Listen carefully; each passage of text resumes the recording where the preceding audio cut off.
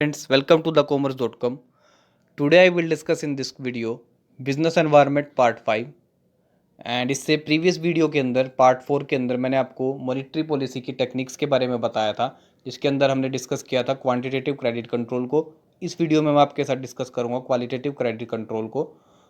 इसकी जो टेक्निक्स है उसके बारे में देखते हैं। फर्स्ट है change in the margin requirement on loan. Second is the moral persuasion. Third is a credit authorization scheme. Fourth is a credit monitoring. Fifth is a direct action. तो सबसे पहले जो मार्जिन रिक्वायरमेंट है वो क्या है?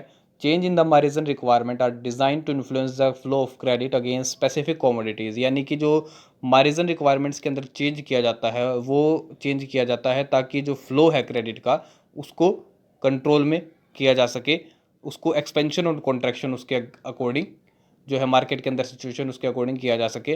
The commercial bank generally advances loans to their customer against some security और security offered by the borrower and acceptable to the banks. यानी कि जब भी कमर्शियल बैंक अपने कस्टमर्स को लोन्स देती हैं तो वो देती है किसी सिक्योरिटी के अगेंस्ट। और more generally the commercial bank do not lend up to the full value और full amount of the security but lend an amount less than its value. यानी कि जो भी कमर्शियल बैंक लोन देती है अपने कस्टमर्स को वो 100% वैल्यू पर नहीं देती उस सिक्योरिटी की, उस वो देती है उसके अंदर से कुछ परसेंटेज मार्जिन का काट करके। जैसे 100% किसी सिक्योरिटी की वैल्यू है तो उसका 90% या 80% जो है उस सिक्योरिटी की वैल्यू के अगेंस्ट जो है देती है। 100% पर कभी भी कोई भी बैंक सिक्योरिटी के अगेंस्ट लोन नहीं देता। Change in margin requirement with influence the flow of credit. A rise in the margin requirement result in a contraction in the borrowing value of the security। यानी कि margin requirement के अंदर अगर increase किया जा रहा है इसका मतलब जो बोरोविंग वैल्यू है उसके अंदर कॉन्ट्रैक्शन किया जा रहा है सिक्योरिटी के बदले। और जो अगर मान लेते हैं similarly fall in the margin requirement result in expansion in borrowing value of the security. अगर मार्जिन रिक्वायरमेंट को कम किया जा रहा है इसका मतलब जो बोरोविंग वैल्यू है सिक्योरिटी को उसको एक्सपेंड किया जा रहा है, यानी कि उसके अगेंस्ट जो लोन है वो ज़्यादा दिया जाएगा। 80% से इंक्रीज़ करके 90% जो है लोन उसके अगेंस्ट सिक्योरिटी के अगेंस्ट मिल सकता है। तो वो कंडीशन देखेगा RBI according to the market situation कि मार्केट के अंदर सिचुएशन क्या है, फ्लो ऑफ क्रेडिट का कॉन्ट्रैक्शन करना है या एक्सपेंशन करना है, उसके अकॉर्डिंग मार्जिन रिक्वायरमेंट जो है चेंज किया जाता है। Next is a moral persuasion. ये क्या है?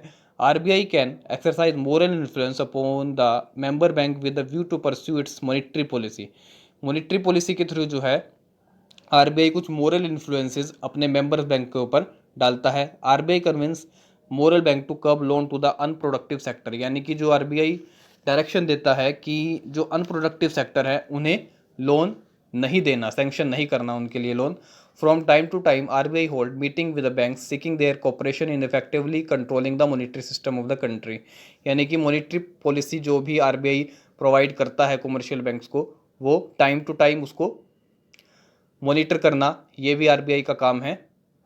और it advise them to extend more credit to the priority sector. और जो ये एडवाइस भी देता है आरबीआई अपने मेंबर्स बैंक को, जो कमर्शियल बैंक्स है उन्हें, कि जो क्रेडिट का एक्सटेंशन करना है वो प्रायोरिटी सेक्टर को करना है, जैसे कि जो एग्रीकल्चरल से रिलेटेड है या स्मॉल इंडस्ट्रीज़ है उनको प्रमोट करने के लिए क्रेडिट को एक्सटेंड करना है, उनको प्रायोरिटी देनी है सबसे पहले उन सेक्टर्स के लिए। Next is the Central Authorization Scheme. This scheme was introduced by the RBI in 1965. Under this scheme, the banks were to take authorization of RBI before sanctioning any fresh loan of 1 crore or more to any single party। यानी कि ये जो सबसे पहले तो scheme जो है launch की गई थी 1965 में आरबीआई के द्वारा। इस स्कीम को जो है लॉन्च करने के पीछे कारण था कि जो भी 1 करोड़ या उससे ज़्यादा का लोन किसी सिंगल पार्टी को अगर दिया जा रहा है तो उसको उस कॉमर्शियल बैंक को सबसे पहले सैंक्शन करवाना होगा आरबीआई से। उसके बाद जो है उसे उस पार्टी को या उस कस्टमर को लोन दे सकता है कोई भी commercial bank. The amount of this limit has been change from time to time.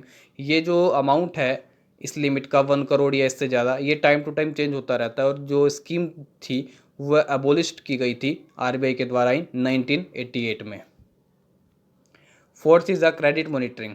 ये क्या है? Under this arrangements RBI monitor and securities old sanction of a bank loan exceeding ₹5 crore to any single party for working capital requirement. यानी कि किसी business को अगर working capital requirement को fulfil करने के लिए लोन लेना है और वो लोन का अमाउंट जो है 5 करोड़ या उससे अधिक है, 5 करोड़ या उससे ज़्यादा है, तो उस केस के अंदर जो कॉमर्शियल बैंक है उन्हें भी सैंक्शन करवाना होगा सबसे पहले, और सिक्योरिटाइज करवाना होगा आरबीआई से उस लोन के प्रति जो भी लोन सैंक्शन किया जा रहा है किसी भी बिजनेस के लिए 5 करोड़ या उससे ज़्यादा किसी भी वर्किंग कैपिटल रिक्वायरमेंट को अगर वो फुलफ़िल करना चाहता है तो कोई भी बिज़नेस, तो उसके लिए आरबीआई से सैंक्शन करवाना होगा सभी चीज़ों को लोन के लिए। Next is the direct action. According to banking regulation act 1949, RBI can stop any commercial bank from any type of the transaction, यानी कि किसी भी टाइप की ट्रांजैक्शन को जो है आरबीआई कॉमर्शियल बैंक जो भी कर रहा है उसे स्टॉप कर सकता है।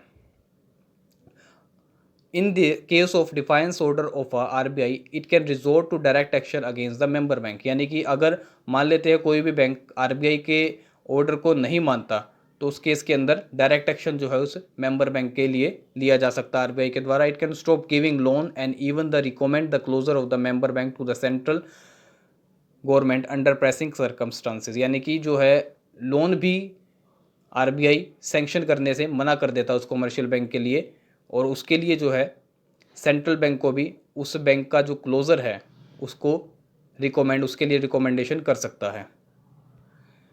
उसके बाद जो मॉनेटरी पॉलिसी थी उसकी हमने दोनों टेक्निक्स क्वालिटेटिव और क्वांटिटेटिव टेक्निक्स के बारे में डिस्कशन कर लिया है। नेक्स्ट जो हमारी टेक्निक है इकोनॉमिक पॉलिसी है वो है फिजिकल पॉलिसी। फिजिकल पॉलिसी क्या है?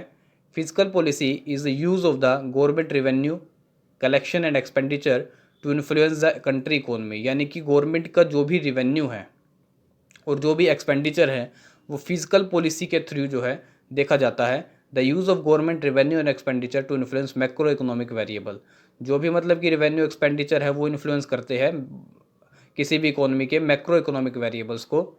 और जो physical policy is based on the theory of British economist John Maynard Keynes, whose Keynesian economics theorized that government changes in the level of taxation and government spending influence aggregate demand, यानी कि जो भी macro economic level के जितने भी variables है जैसे aggregate demand है, एग्रीगेट सप्लाई है, उन सभी के अंदर चेंजेस करने के लिए गवर्नमेंट टैक्सेशन पॉलिसी के अंदर चेंजेस करती रहती है time to time. Physical and monetary policy जो है वो की स्ट्रेटेजीज होती है किसी भी कंट्री की गवर्नमेंट के लिए, and central bank to advances its economic objective, और उसी के अकॉर्डिंग अपने इकोनॉमिक ऑब्जेक्टिव को कोई भी कंट्री या कंट्री की गवर्नमेंट या फिर सेंट्रल बैंक उसको